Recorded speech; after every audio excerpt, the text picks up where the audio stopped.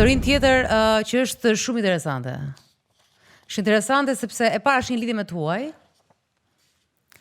por nuk është se ka lidhje me tuaj, se but jetë edhe shqiptar ky rast. Është një histori që nuk ka as dhunë, nuk ka as tradhti. Është një histori e dy mendjeve të cilat janë bashkuar në një moment edhe janë një dashuri e dy sapioseksualëve, dhe sidomos nga ana e vajzës, që është dashuruar me mendjen, me trurin e atij djalit, kanë një lidhje intelektuale të jashtëzakonshme, nga ato histori që ndoshta nuk ekzistonte në të parat, pra ato mund të rinë të flasin, të bëjnë muhabet të gjithë kohës, edhe të ushqejnë njëri tjetrin me informacione, me gjëra. Pra një nga ato histori për shembull që edhe mua më pëlqen, por ka 3 vjet që flen si tuaj. Dhe ai ka problemet e veta, të cilat kjo thot janë të parikuperueshme, që janë probleme që kanë lidhje me çrregullime psikologjike. Që thot janë të parikuperueshme dhe ai absolutisht nuk e mendon ndarjen, por Besa, që është pseudonimi, thot nuk di çfarë të bëj më. Nuk kam fëmijë, dhe kjo është një diçka e rëndësishme. E kam Besën në telefon? Përshëndetje. Besa, si je? Faleminderit. Shumë faleminderit edhe që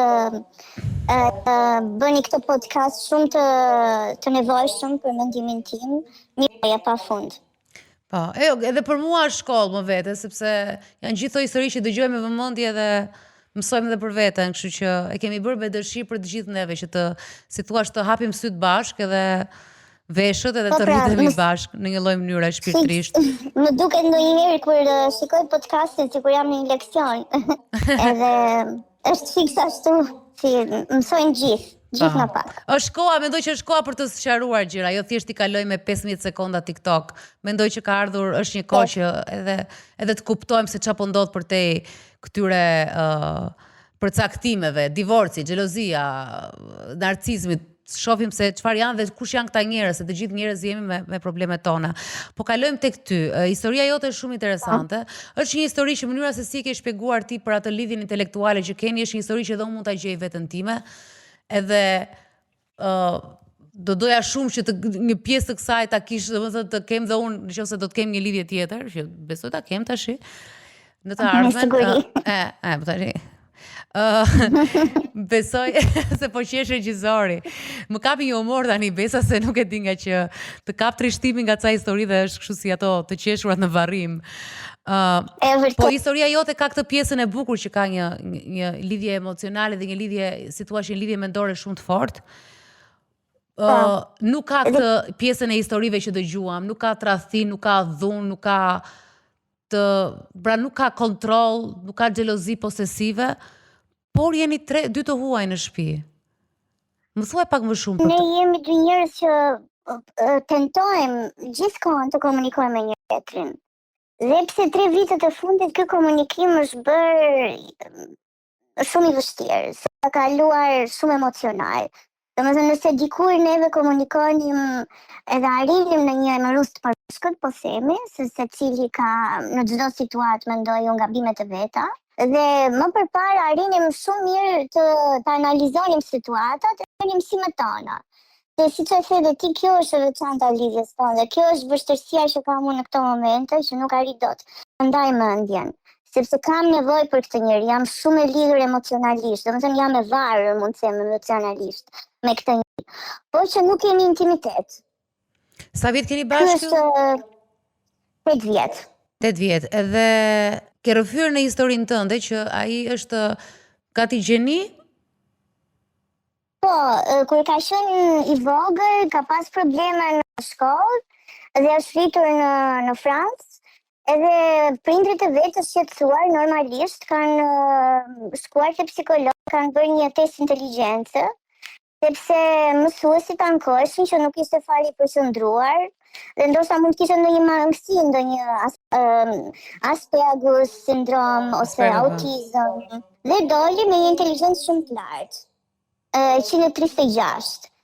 Por kjo nuk do të thotë që kjo nuk do të thotë që ka inteligjencë emocionale. Po absolutisht. Ky është problemi. Unë u dashurova siç e shpjegove shumë bukur dhe ti, me mendjen e ti, me mënyrën se me botën e vet, themi. Ishte shumë e kundërt nga imja. Mund të them që në fillimet tona ishte në kufit e nihilizmit.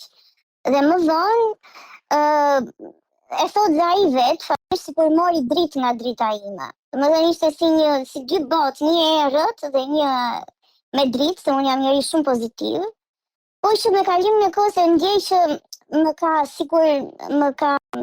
më ka transmetuar këtë negativitetin e vet, sepse është super kritik, çdo gjë i duket në fund fare kot, akoma vazhdon jam ato probleme të veta, sepse vuan, siç e shpjegove dhe ti dhe nga adopcioni, që nga mosha 13 vjeç.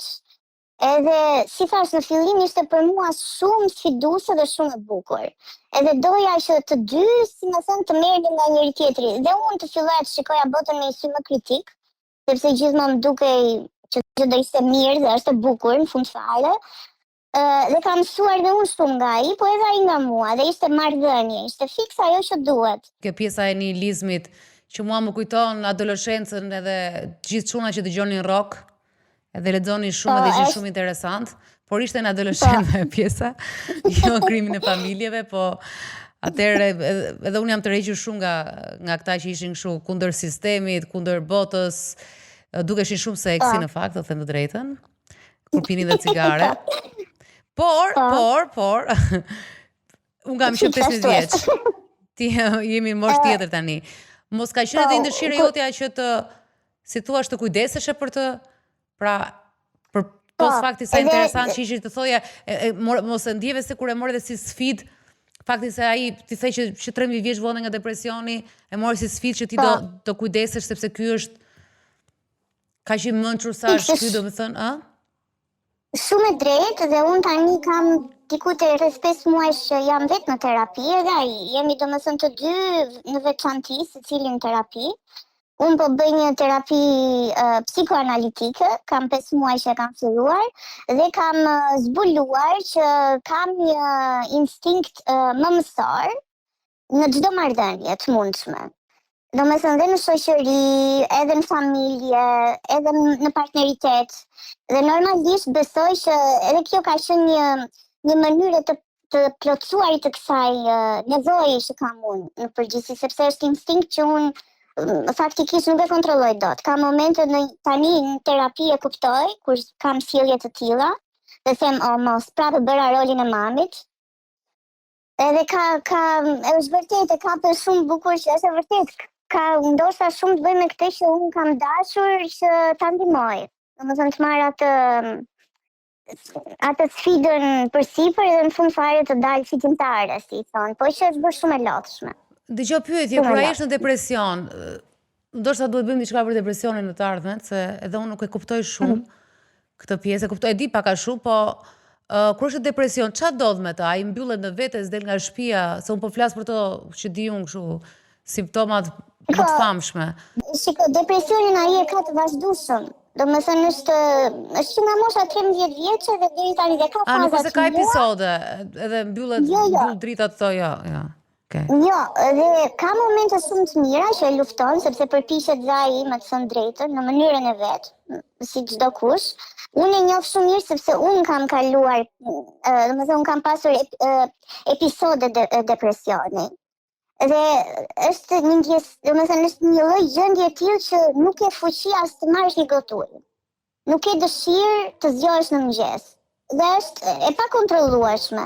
Në ato momente që unë kam kaluar vetë, për shembull, kam qenë vetëdijshme në një farë mënyre që kam qenë në një fazë depresive. Edhe jam munduar shumë, se thash jam dhe njeri pozitiv, jam munduar shumë që ta marr prapa të gjendjen time pozitive, kurse ai e ka të vazhdueshme këtë, e ka shumë problematike dhe marrëdhënie pune. Po them edhe në punë të shtëpisë bie fjala.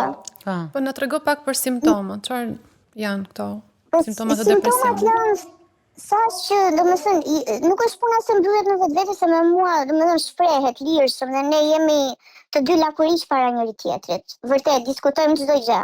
Madje edhe sot që unë po flas me ju, ai e di këtë dhe e vlerëson, me thënë drejtën, shumë.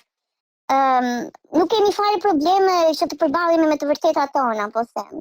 Po që nuk ka asnjë lloj motivacioni. Domethënë e shikon botën shumë të errët, jetën, ditën. Mendoj që të vetmet momente, domethënë pozitive ose ndjesi të mira që mund të ketë ai gjatë ditës është kur ne kemi takimet tona të përditshme pas punës, kur ulemi dhe darkojmë, për shembull, ose kur jemi me qenin ton. Pjesa tjetër pastaj është vizë atë nga ana e ndjesive. Po mos I vjen nga kjo filozofia e ti nihiliste që zhvlerëson çdo gjë, pra sa më shumë të dish, më shumë vuan, është ndonjëherë.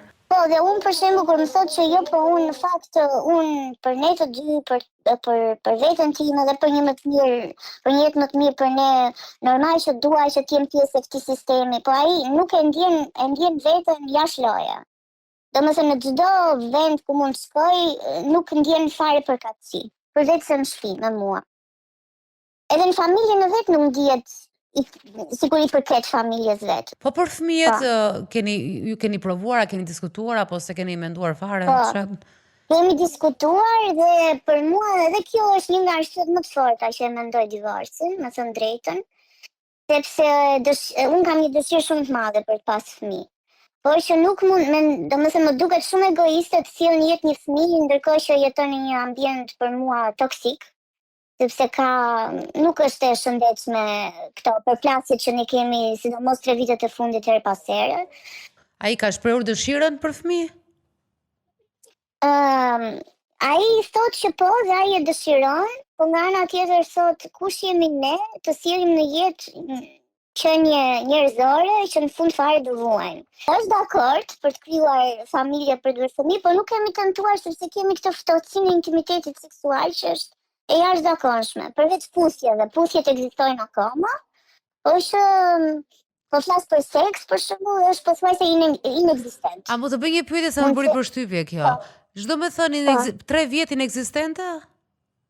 Po mund të themi për shembull 2-3 herë në vit, ndonjëherë kur ndos kështu që jemi në ato momente, domethënë që e kemi, se nuk është se s'kemi tërheqje seksuale, nuk është ai problemi, është problemi që ndjem një ngërç nga brenda, që nuk e kalon dot as ai as unë. Edhe bllokohemi. Keni të dy, nuk është se inicion njëri s'do tjetri. Jo, e kemi të dy. E kemi të dy këtë blokadë. Po ti e ke pasur në marrëdhënie të më përparshme apo e kuptove në marrëdhënie me këtë person që e kishe? Të bllokim seksual. E kam pas, jo, se kam pasur. Hera e parë që më ndos kjo gjë. Dhe është hera e parë që kam këtë lloj marrëdhënie, si të thash, këtë lidhje. Mund të jetë arsyeja që e ke marrë ti traumën, domethënë e ke përfshirë veten se tregove një moment varësie ndaj tij. Mos ndoshta e ke përthithur këtë pjesën e traumës që e ka I vetë dhe ti ke menduar që e ke edhe ti, pra. Ndoshta. Problemi im që unë jam dhe njeri shumë krenar, edhe si të them, përveç fakti që ndjej këtë blokadën, jam edhe aty shpesh herë kur e mendoj për shembull që okay, tani mund të ishte një moment se nuk vjen organike, më kuptoni? Domethënë kjo është ajo, se mua më bezdis shumë tani të përgatitem dhe të them sot në darkë do vesh diçka shumë të bukur seksi edhe ne do kemi një natë të çmendur pasionante. Për shembull, nuk e bëj dot, duhet vija organike, po, dhe nuk vjen organike. Kjo është historia e shumë çifteve.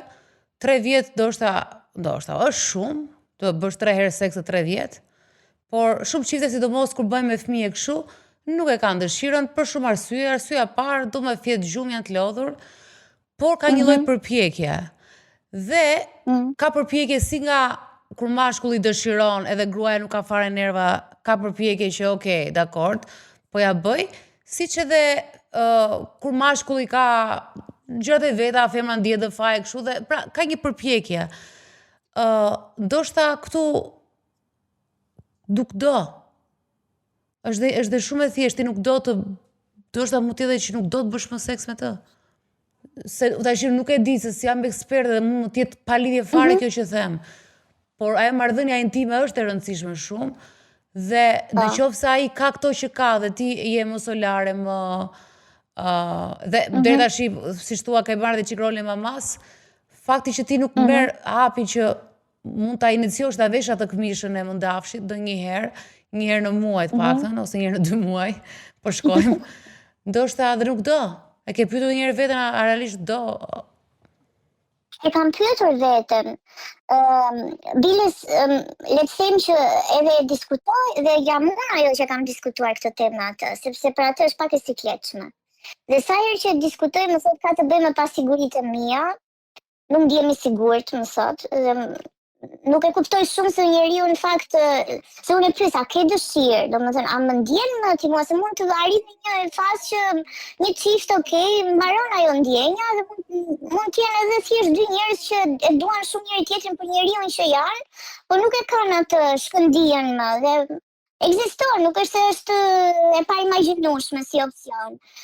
Po që ai thotë jo, dhe unë e di që ai nuk më traston. Këtë jam sigur 100% sepse e di ku shkon sa vërë. Kjo është problemi i fundit tek ju. Mund të stimulonte në rikthimin. Po. Unë nga ana ime po ndoshta duhet të trasonte, po thot Jona. Po ndoshta, nuk e di, mund të ishte edhe një ndoshta për të zbuluar, a ka më ndjenjë aty vërtet, ndjenjë po themi dashuri e vërtet që ekziston midis një çifti. Se unë shpeshherë i them jemi bërë si dy njerëz që bashkëjetojnë dhe ndajnë qeran. Po, fiks, si shok dhome, se këtu. Po gjithkohë që ai bën terapi, as ajo se ka ndihmuar terapia fare? Nuk ka pasur një moment që ka ardhur kështu me dëshirë apo? Ato momente ka qenë që ne kemi pas marrëdhënie seksuale, vetëm kur ka ardhur ai tek mua. Kemi diskutuar shumë herë, mos është një fazë që ai është tani aseksual, se ka edhe kështu momente, njeriu që nuk ka më fare dëshirë, jo me partnerin, po me asnjëri tjetër, dhe edhe kjo është normale në këndvështrimin tim, po jo. Sepse, si të them, masturbimi për shembull nga të dy anët, nga ana ime dhe nga ana e tij ndos, nuk është se s'ndos. Unë për shembull kam provuar me veten, edhe nëse shoh dikë tjetër për shembull me atë sy, jo, nuk kam fare interes. Nuk është se e kam ndaluar veten që shiko se ti je në marrëdhënie të konsoliduar, je e martuar, edhe ku di unë, e kam lënë veten e lirë, si më thënë që nëse më vjen një ndjesi e tillë, ta pranoj dhe ta them. Jo ta trastoj, por që ta pranoj. Po nuk më ka ndos. Nuk më ka ndos domethënë nuk e di, po që e ndjej dëshirë kam patjetër, nuk është se kam dëshirë. Thjesht është ky ngërçi që nuk më vjen organike, nuk më vjen dhe fillimi ka qenë shumë ndryshe. Biles kujdesesh jashtë mase, siç thua për ato këmishat e mëndafshta, me ku diu ngjyra ndryshme, modele të ndryshme, dhe pse për shumë ndoshta nuk shifen fare ato me detaje, edhe kam qenë shumë e vërtet biles dhe shoqet e mia thoshin sa e fiksuar je. Po që tani nuk më vjen. Lodhje.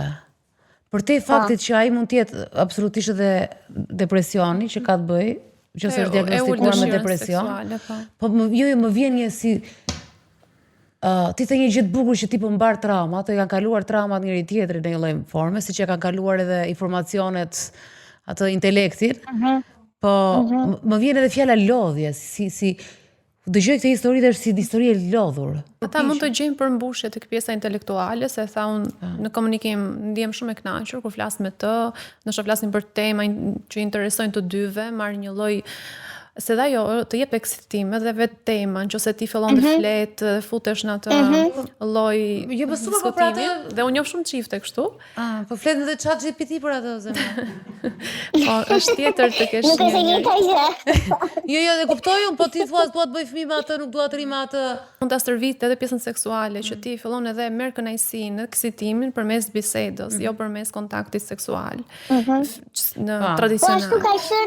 Ashtu ka qenë shumë herë këto herë që kanë ndosur marrëdhënie seksuale midis nesh, ka qenë fiks ato momente ku ne kemi qenë në një thellësi mendimi të jashtëzakonshme dhe pastaj ka ardhur organike. Po hapin e parë si më thënë për të bërë atë foreplay, si thon, ka qenë gjithmonë ai. Edhe në fakt më vjen çudi dhe me veten time sepse s'kam qenë në fillimet e mia të lidhjes kështu dhe në asnjë raport më përpara. Dhe prandaj them që, domethënë nuk është se ka ai shumë faja apo probleme, janë shumë probleme nga ana ime dhe është e vërtet ajo se ne Me thënë drejtën, kam dëgjuar një podcast tjetër të huaj që kishte të bënte me këtë, me kalimin e traumave në partneritet. Dhe se vërtet ne zgjedhim, thoshte ky psikiatri, njerëz në jetë që kanë pak a shumë trauma në të njëjtën sasi si ne vetë, dhe mundohemi të shërojmë njëri tjetrin, por në këtë moment edhe ja përcjellim njëri tjetrit këto trauma. Dhe tani është bërë një kakofoni ndjenjash dhe problemesh që unë personalisht ndjej mbi ngarkesë të madhe emocionale.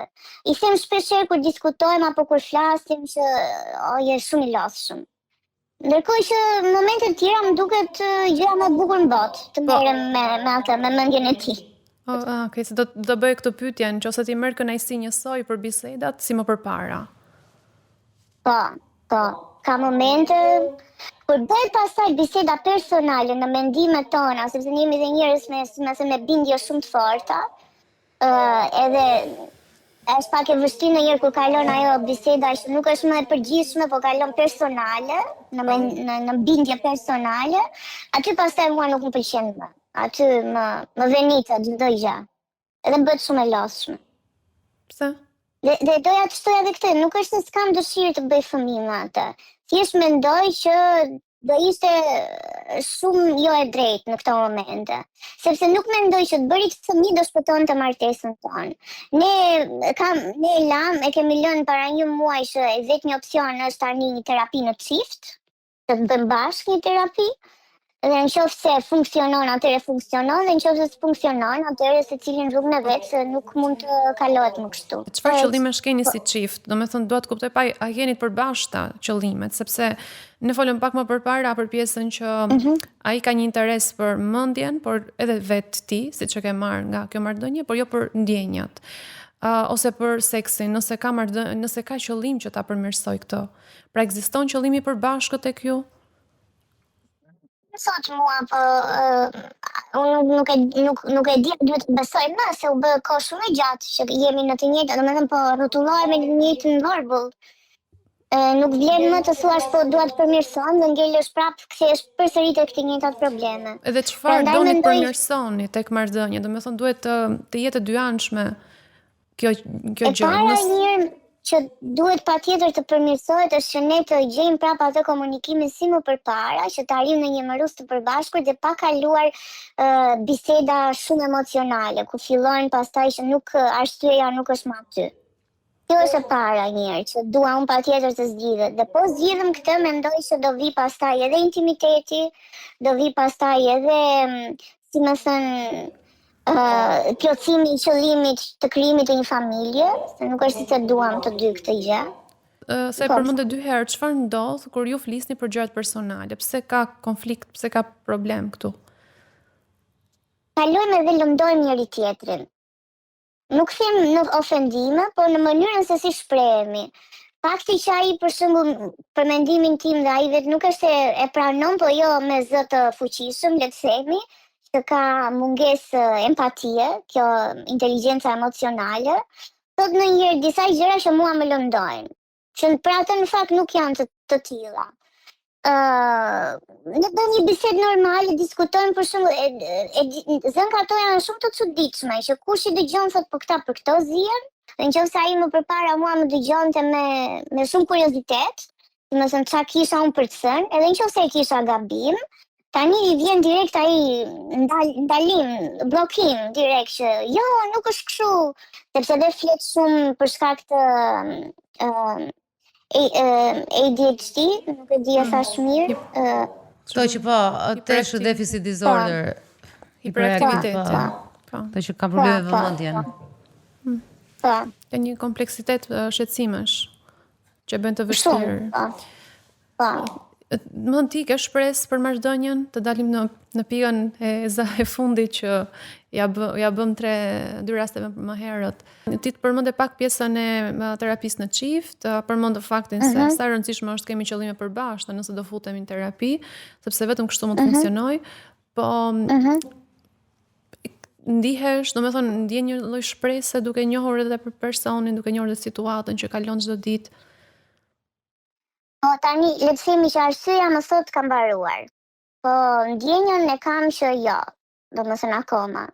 Edhe mendoj deri në momentin që ta ndjej dhe të them jo nuk kam më, atëherë do ketë mbaruar. Nëse nuk i vë vetes një limit, e ndjej akoma që duhet të punoj, si më thënë, po që duhet jetë puna për bashkët. Pra po thua që nuk është më ajo nevoja jote për ta sfiduar veten, ose për të marrë rolin Ja. për kujdesës. Janë dy elemente që i përmenda në fillim, që të shtyn të vazhdoje.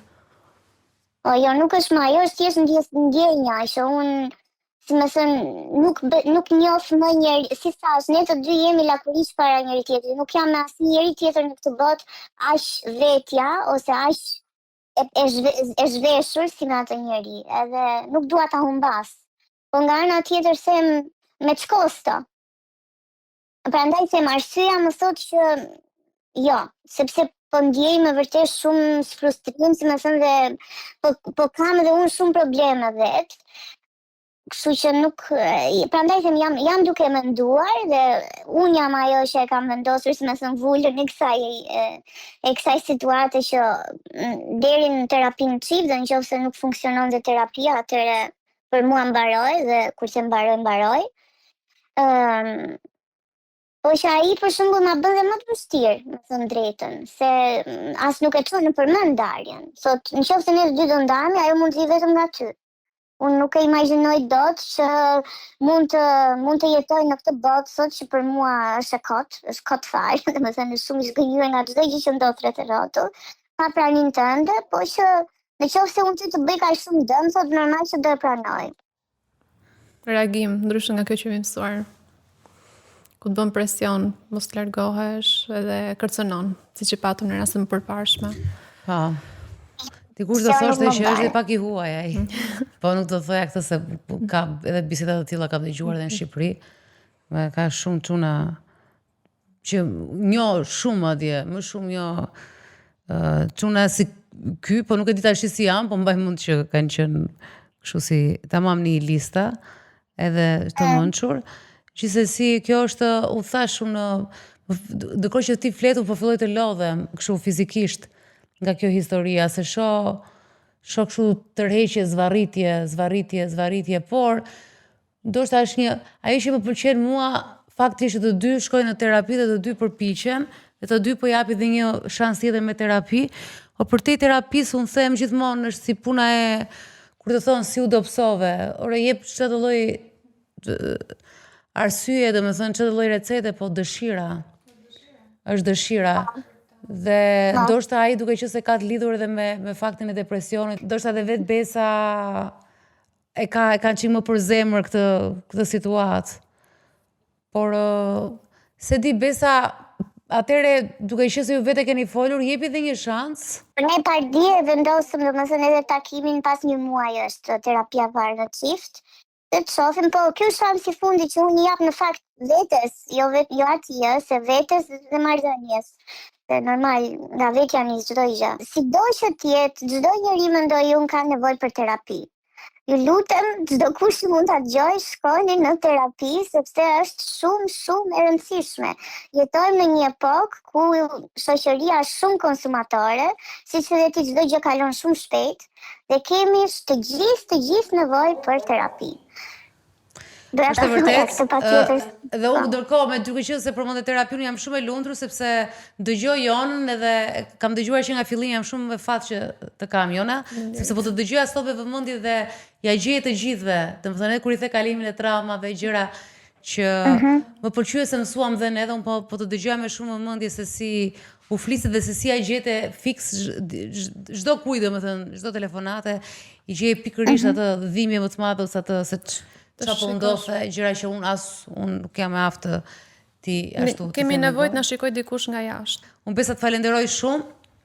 Besoj që edhe u kam thënë gjithë grave sot, fakti që ju keni marrë telefon këtu, do thotë që po e mendoni seriozisht, pra është diçka, le të themi nuk është 50-50, por është 70-30, pra në favor të divorcit. Pra jeni në një pikë që kritike, në një udhkryq ku duhet merrni vendime.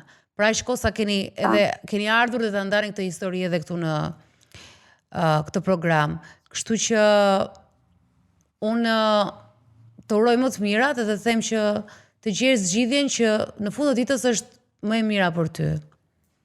Shumë faleminderit, shumë faleminderit. Falenderoj shumë. Shiko, ka gjithmonë të këto gra, kush do t'jetë, le t'jetë partneri huaj edhe i qetë, i dhunshëm, intelektual apo pa shkollë, ka një ndjenjë faji. Ka një ndjenjë faji në këtë proces, si do t'a lë. Dhe nuk e di pse, dhe kjo më ka bërë përshtypje, në çdo lloj historie të dëgjuar, të jetuar në të gjitha historitë, pse ne kur mendojmë për divorcin, e shohim mashkullin si një fëmijë. E shohim sikur do e lëm jashtë dere, sikur po lëm një fëmijë 5 vjeç jashtë dere, dhe ai është atje duke përpolitur këmbët, duke i rënë derës, dhe ti sikur e ke braktisur. Pse na ndodh me këtë grave që se kjo flet sikur fëmijë do e lë atë është me depresion, po ndoshta kupton e tjetra si ta lë atë, sa i ka të nënën familjen, si të lëm ne këtë, si të lëm. Ore më fal, po këta pse jemi rritur, pse jemi kështu në gratë? Pse mendojmë që këta burra 40 vjeç nuk janë të aftë? Se edhe ajo që kishte pak frikë se do ta vriste, prapë do më thotë, a vriste një do të çmendej ai, se ai si do ta lëm ne vetëm këtë, se ky do bëj këtë, si do lihet vetëm ky. Çfarë ndodh? Ndjenjat e mëmësisë që trashëgohen. Po mëmësit po janë 40 vjeç më motor, të tërë janë 30 ca 40. Nuk mendoj se është problemi tek ata, është problemi, jo problem, po është ndjesi brenda nesh. Po pra brenda nesh, e kemi ne, ato me kam fjalën. E kemi ne brenda edhe përpiqemi, mund aty gjejmë një farë përmbushje edhe në vetë, kur e bëjmë si rol. Ndihemi mirë kur e marrim këtë rol. Do të për kujdesje, sepse vlerësohet nga figura mashkullore. Kur shikon një grua që ka këtë pjesë mëmësie në raport me të. E duke qenë se marrim dhe këtë vlerësimin nga jashtë, të dëgjuar, të kuptuar, nënkuptuar, varet si vjen, por sidoqoftë të bën të ndihesh mirë. Po është vujtje shumë e madhe kjo, domethënë kjo mëmësia që nuk e di nga na del nga brenda, edhe kur sritemi me vëllezër, edhe kur s'kemi domethënë nuk e kemi parë të si thua të inskenuar në shtëpitë tona, është prapë kjo është një ndjesi e mëmësisë dhe ky faj gruas është shumë, e kam thënë edhe herë tjera, shumë i tmerrshëm. Ky faji që të mbane. Problemi është që të kthehet edhe kundër teje, sidomos në këto situata që nuk të lejon të vazhdosh jetën e qetë. Pra ke gjithmonë fajin që ti le dikë që nuk mund të kujdeset për veten. Duhet të jesh ti pra ty që t'ja bësh këto, që të japi atë shpërblimin se e ndihmove. Por nga ana tjetër personi është shumë rregull, mund ta bëjë edhe vetë, mësohet. Unë njoh për shembull një rast që më erdhi tani ndërmend, është një burr 70 vjeç, i cili kujdeset vetë për veten pas humbjes së partnerës, dhe pse ekziston frika, por sidoqoftë arriti të ambientohet dhe është 70 vjeç. Po le të kujdesen ose të shkojnë te ëma, çfarë them unë? Po e kemi shumë e vështirë kjo, nuk e di. Ke dëshirë ta heqësh si ndjesi?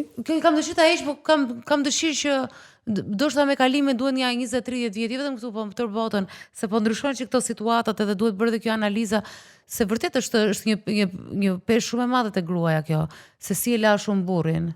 Domethënë deri në momentin që ka marrë një grua tjetër, aty qetësohesh, pastaj ndoshta do të shqetësohesh varet nga gruaja tjetër, po deri atëherë duket sikur ke lënë në mes rrugëve. Po.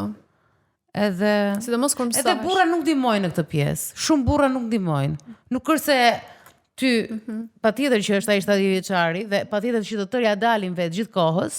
Ja dalin, se rregullojnë makinat burrat, kanë ndërtuar urat, pallatet, sa i kanë ndërtuar të gjitha. Unë se kuptoj, ndërtojnë këta dhe nuk din merresh te. Është çuditshëm njeriu. Jo, realisht. Por është interesante që e kap edhe këtë pjesë të ndjenjës së fajt nga ndjenja jonë e brendshme. Po e kishe kudo. Janë gra. Dy nga këto ishin, njëra ishte më e pasur se ai tjetri, kishte më shumë lek. Edhe kjo ai lit në punë, domethënë që kjo ishte më e suksesshme, domethënë më ashtu dhe ç'i bëhet. Domethënë, kjo dhe qeshte, këto dhe qeshin, çfarë bëjmë thot? Kalojmë traumat. Ndërkohë që kanë ardhur këtu për të ndarë.